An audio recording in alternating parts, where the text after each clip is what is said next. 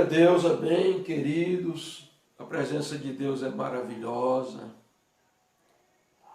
é boa, é agradável, é indescritível. E nós temos sempre que estar dosando a oração com a palavra, porque a palavra é o fundamento de tudo, inclusive da vida de oração. A W. Tozer, um grande teólogo do século XX, ele conta a história de que um jovem pastor procurou um pastor já velho, experiente, e perguntou àquele pastor qual era o mais importante para um crente, ler a Bíblia ou orar. E o jovem pastor, o velho pastor, simplesmente respondeu, aliás, aquele jovem pastor com uma pergunta. A resposta dele foi uma pergunta, e a pergunta era: o que é mais importante para um pássaro, a asa esquerda ou a asa direita? Então nós não podemos desassociar vida de oração com a palavra de Deus. Por isso vamos estudar hoje aqui alguns princípios da oração. Nós vamos aprender com um grande mestre, aquele que foi alvo de orações para que o seu nascimento viesse à existência, né? Aquele que viveu uma vida de oração, e a Bíblia diz que ele hoje vive para interceder por nós. Ele nasceu como fruto de oração, ele viveu uma vida de oração, ele morreu orando, e hoje a Bíblia diz que ele vive no céu para interceder por nós, ele está orando por nós ainda. Então eu gostaria que você abrisse a sua Bíblia no Evangelho de Lucas agora, no capítulo 22. Eu vou esperar você identificar aí na sua casa o Evangelho de Lucas, capítulo 22, a partir do versículo 39, nós vamos ler do 39 ao 44. E nós vamos fazer a exposição exatamente destes versículos do 39 ao 48, aliás, ao 48. Vou dar só um minuto, eu vou ajeitar um pouquinho aqui a câmera aqui, que alguém disse que está um pouco torta, eu vou só organizar aqui, só um minuto, queridos.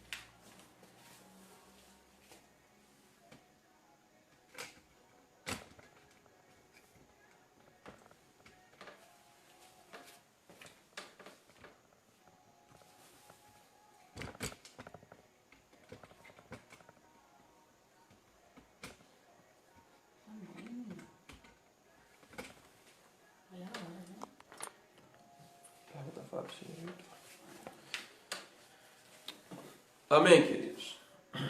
Desculpem, fui só ajeitar aqui um pouquinho a câmera do celular. Eu acho que melhorou agora. Talvez tenha melhorado. O técnico, o irmão Fábio, que está aí conectado conosco, já detectou aí esse pequeno deslize. Mas vamos ler Lucas capítulo 22, versos 39 ao 46. Diz assim: e saindo foi, como costumava, para o Monte das Oliveiras, e também os seus discípulos o seguiram. E quando chegou àquele lugar, disse-lhe: orai para que não entreis em tentação. Apartou-se dele cerca de um tiro de pedra, e pondo-se de joelho orava, dizendo: Pai, se queres, passa de mim este cálice, todavia não se faça a minha vontade, mas a tua. Apareceu-lhe um anjo do céu que o confortava. E, posto em agonia, orava mais intensamente, e o seu suor tornou-se em grandes gotas de sangue que corriam até o chão. E, levantando-se da oração, foi ter com os seus discípulos, e achou-os dormindo de tristeza. E disse: por que estáis dormindo? Levantai-vos e orai para que não entreis em tentação. Hoje, rapidamente, nós vamos aprender aqui 6 segredos da oração de Jesus no Getsemane. 6 segredos da oração de Jesus no Getsemane. Lucas é quem vai nos desvendar esses 6 segredos da oração de Jesus no Getsemane. Até porque o Evangelho de Lucas é o Evangelho da oração.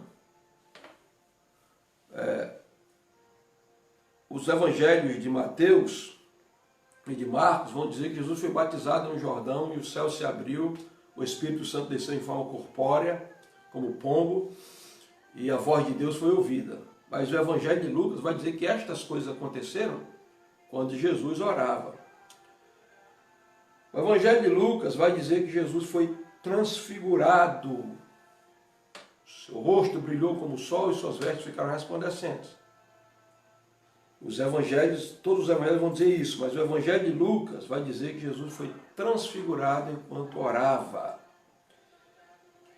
Os evangelhos de Mateus e de Marcos vão dizer que Jesus escolheu 12 discípulos. Mas o Evangelho de Lucas vai dizer que Jesus escolheu esses 12 discípulos depois de uma noite de oração. Mateus e Marcos vão dizer que Jesus morreu na cruz. Mas Lucas vai dizer que Jesus, enquanto morria na cruz, orava pelos seus algozes. E aqui, no Evangelho de Lucas, no capítulo 22, nós vamos encontrar então esses 6 segredos da oração de Jesus no Getsemane, que eram as horas finais de Jesus na terra. Então vamos ver aqui que segredos nós vamos descobrir. O primeiro segredo é que a oração na vida de Jesus era um hábito. E precisa ser um hábito na nossa vida. Onde é que está escrito isso, pastor? Versículo 39. E saindo foi como costumava para o Monte das Oliveiras, e também os seus discípulos o seguiram. Note aqui. E saindo foi como costumava. Jesus tinha o costume de orar. Costume é a mesma coisa de hábito.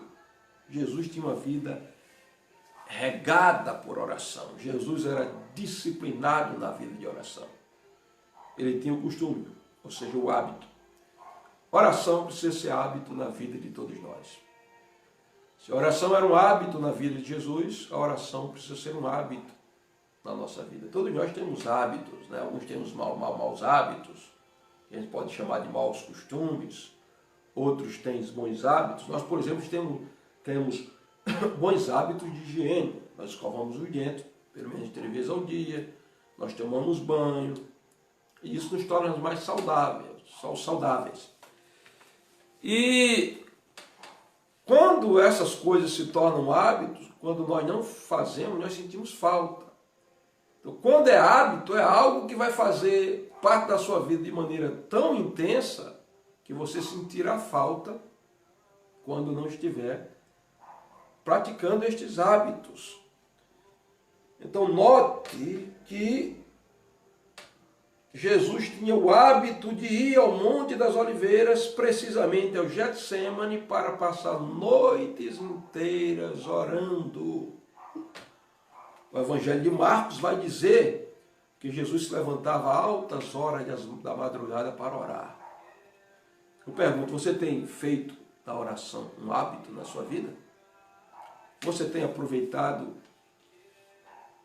o tempo que você tem e administrado ele para ter tempo com Deus na oração? A nossa apóstola Valnice diz, falte tempo para tudo, mas não falte tempo para Deus. Assim como o hábito de tomar café da manhã, almoçar e jantar, como o hábito de escovar o dente, de tomar banho, de lavar as mãos antes de as refeições, esses bons hábitos são necessários para a nossa saúde física. A oração é um hábito que é necessário para a nossa subsistência espiritual. Tenha você o bom costume de orar. Tenha o hábito de orar. Quando a oração se torna hábito na nossa vida, nós vamos respirar a oração, nós vamos viver uma vida de estilo de oração.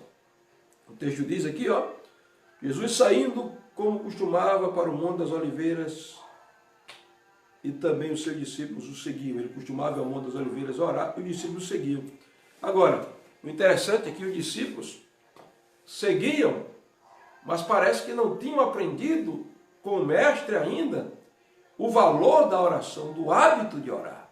Porque o texto vai dizer aqui, nós vamos ver daqui a pouco, que enquanto Jesus estava orando, eles estavam dormindo. Então o primeiro segredo é esse: a oração precisa ser um hábito na nossa vida, porque era um hábito na vida de Jesus.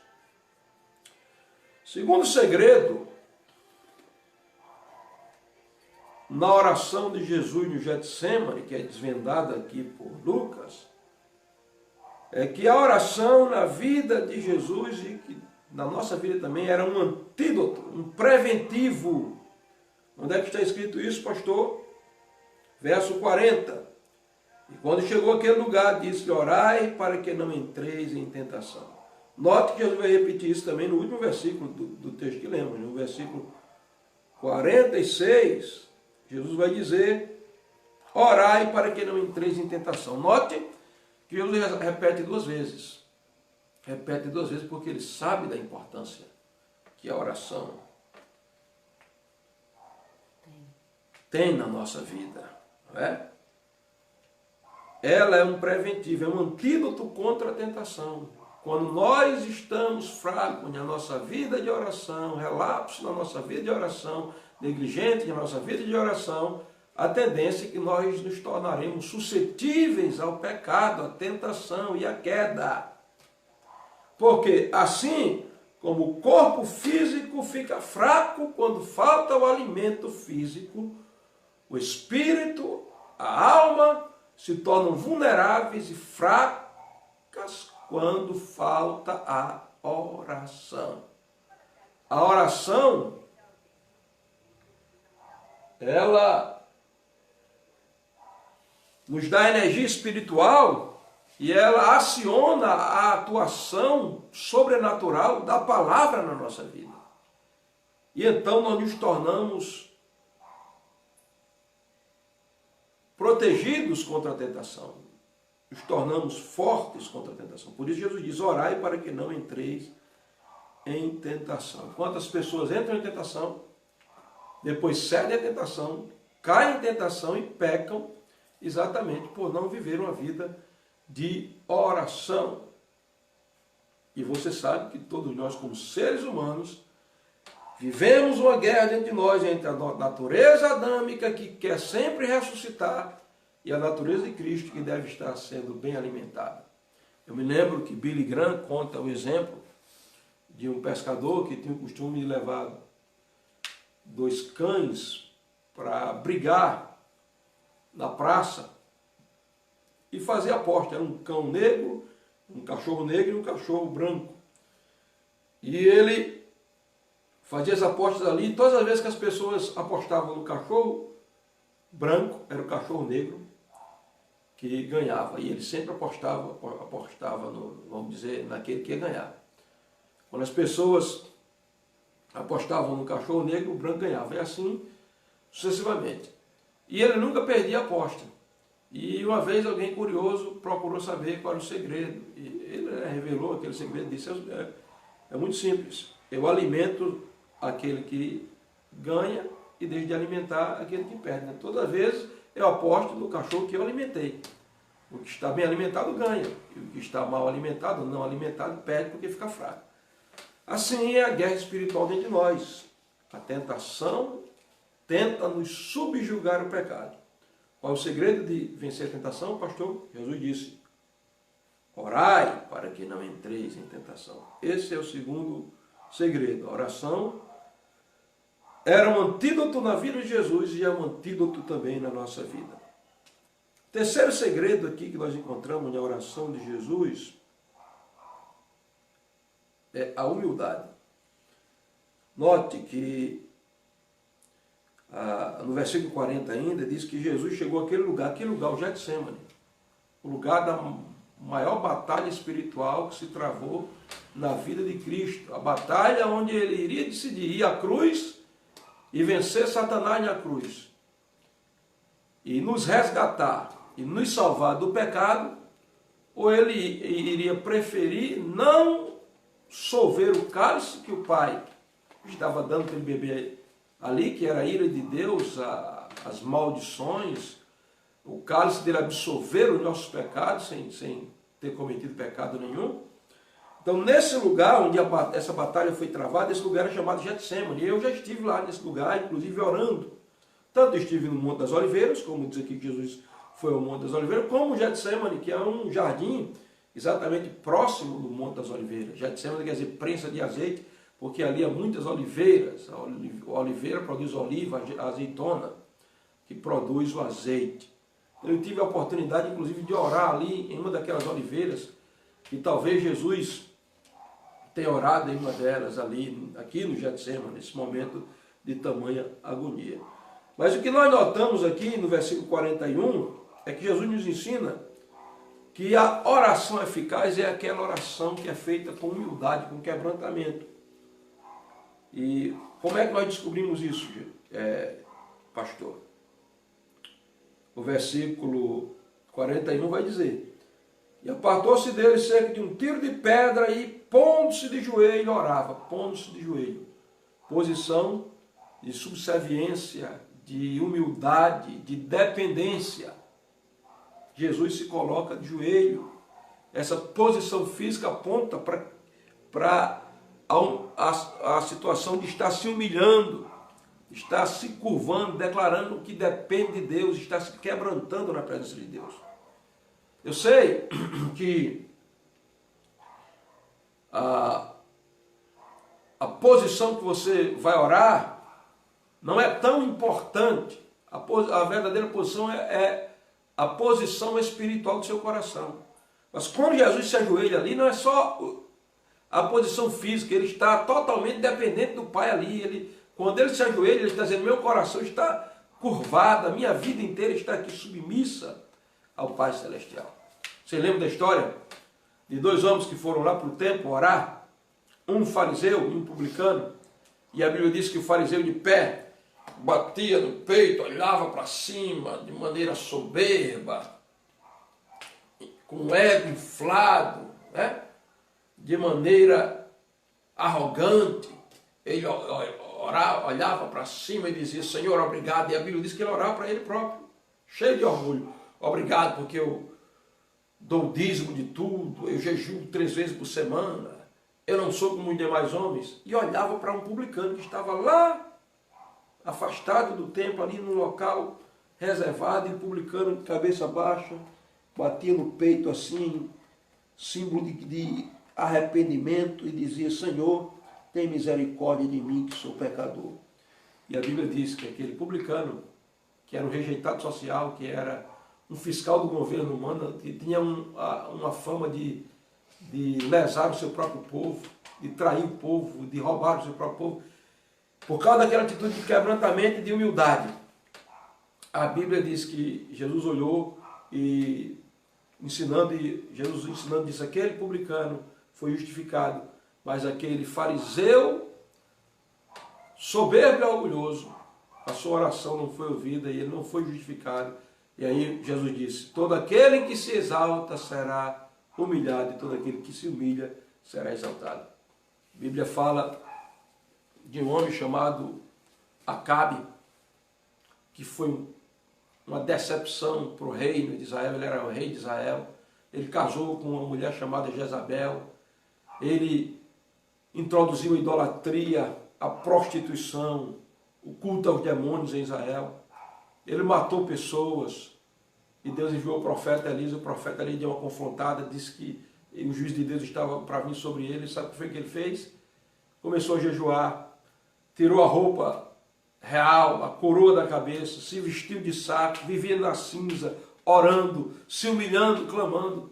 E Deus chegou para o profeta Elias e disse: vai lá, Elias, volta e diz a Acabe: todo esse juízo que vai vir sobre você, eu vou suspendê-lo por um tempo. Ele virá sobre os seus filhos, seus descendentes, e também os filhos deles vão continuar praticando o pecado. Mas eu vou poupar esse tempo seu, simplesmente porque você andou se humilhando diante de mim.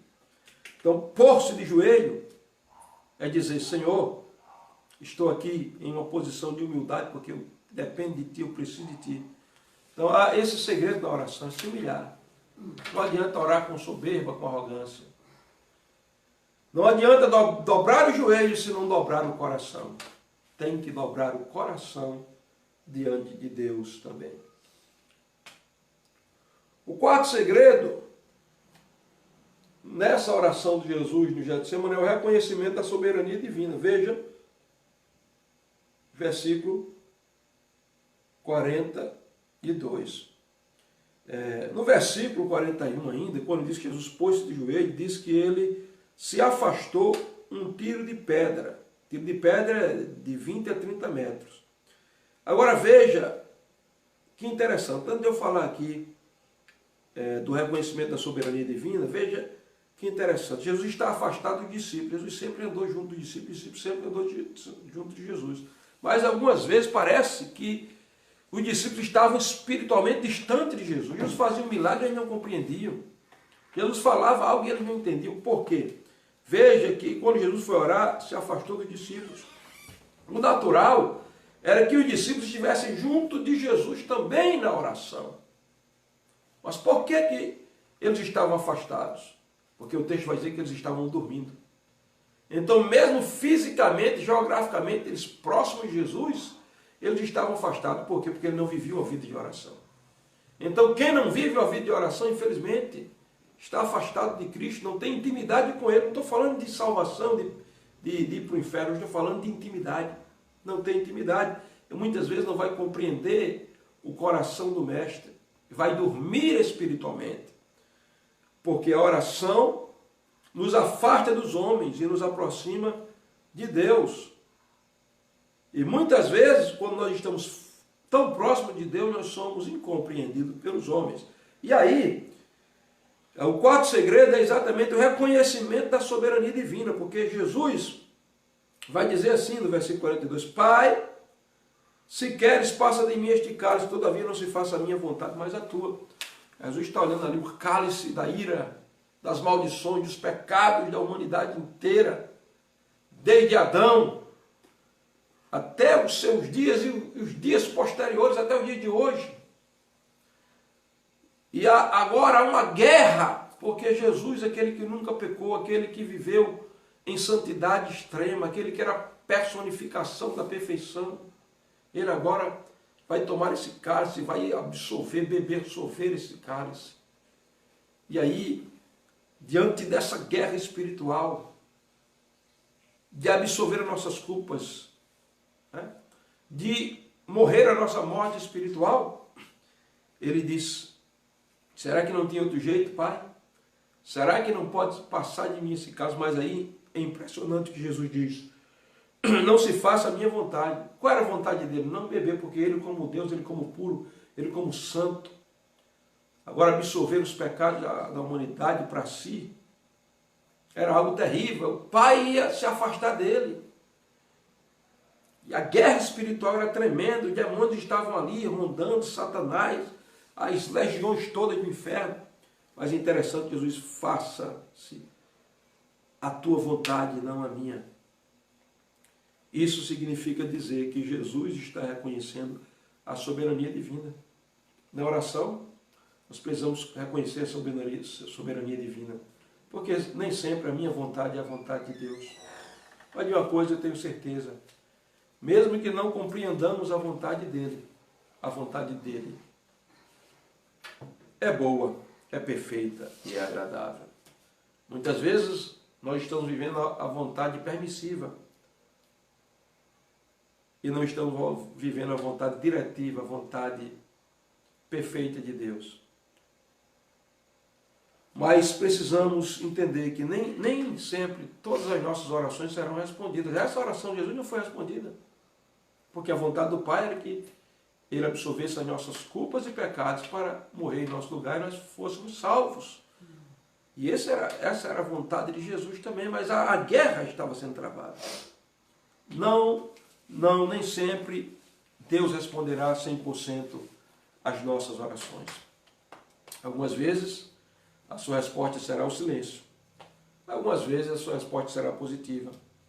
E algumas vezes a sua resposta será negativa.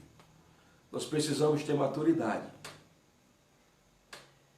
para nos alegrarmos quando Ele responder a nossa oração e a nossa vontade for feita.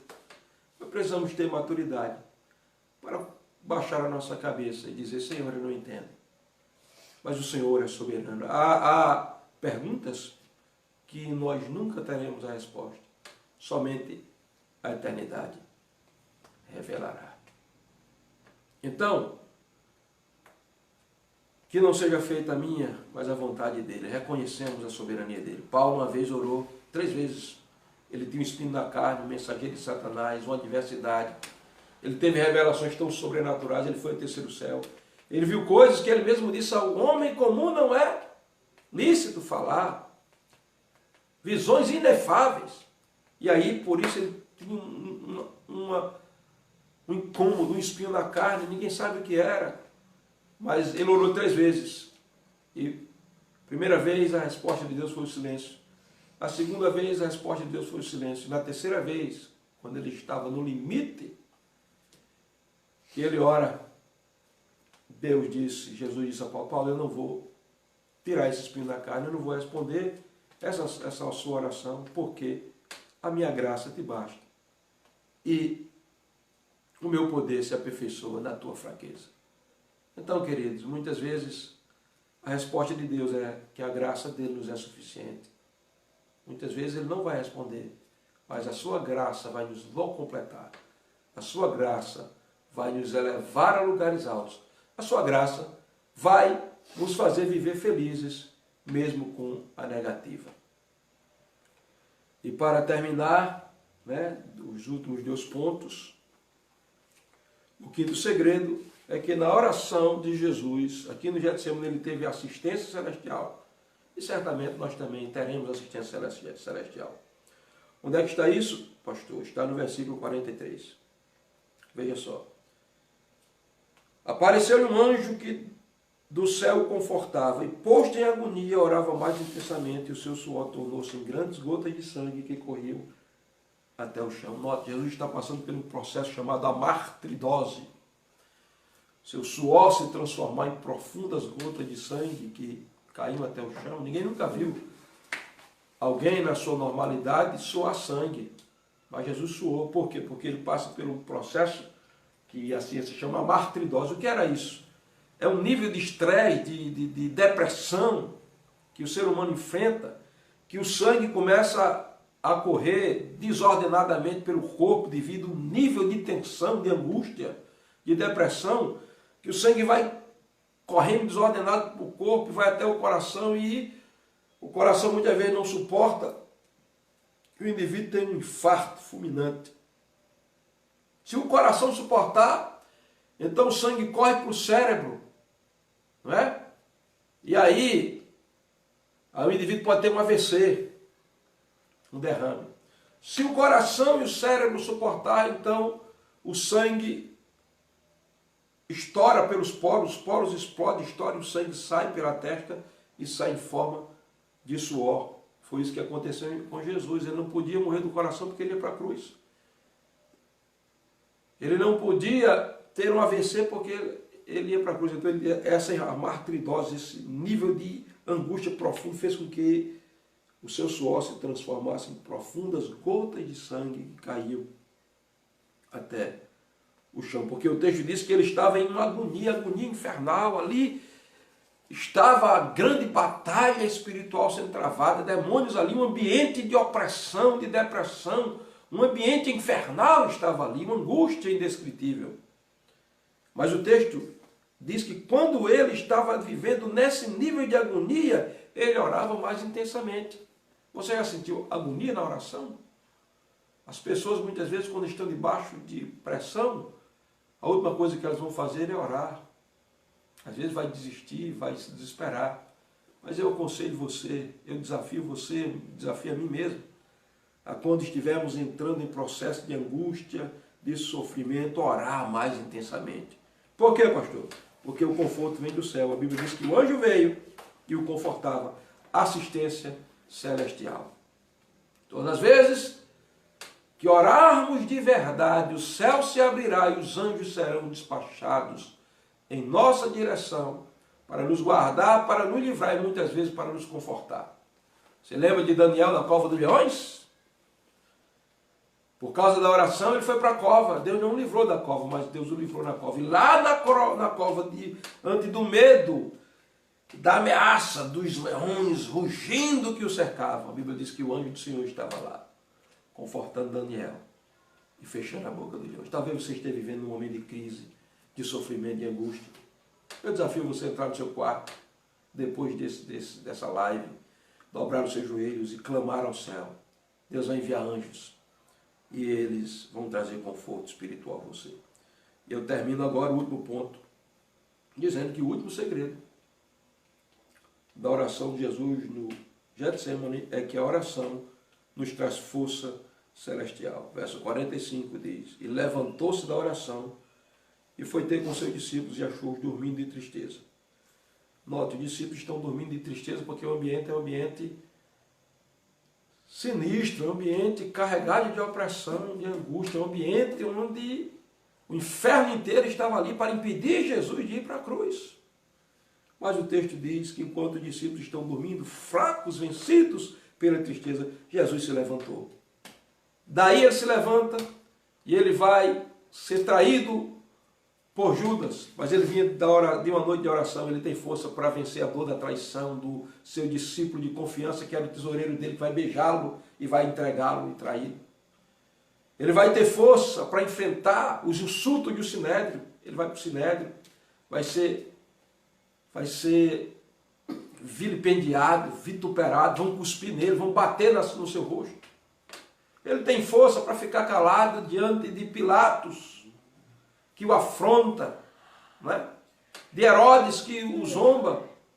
Ele tem força para ir na cruz, enfrentar a dor moral de ficar despido ali naquela cruz, a dor emocional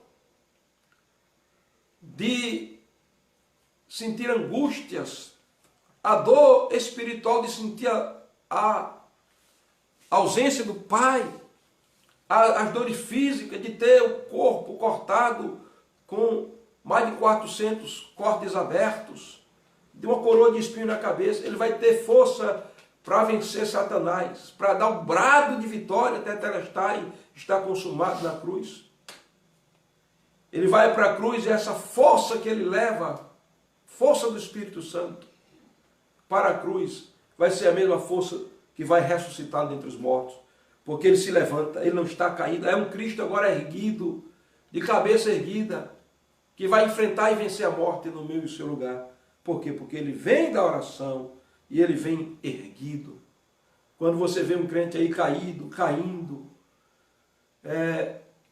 raquítico, anêmico espiritual, anorexo espiritual, não se mantém de pé, fraco, é porque ele é um crente que não vive orando. Ele não vive uma vida de oração. Todo aquele que vai ao Getsemane com Jesus em oração, se levantará.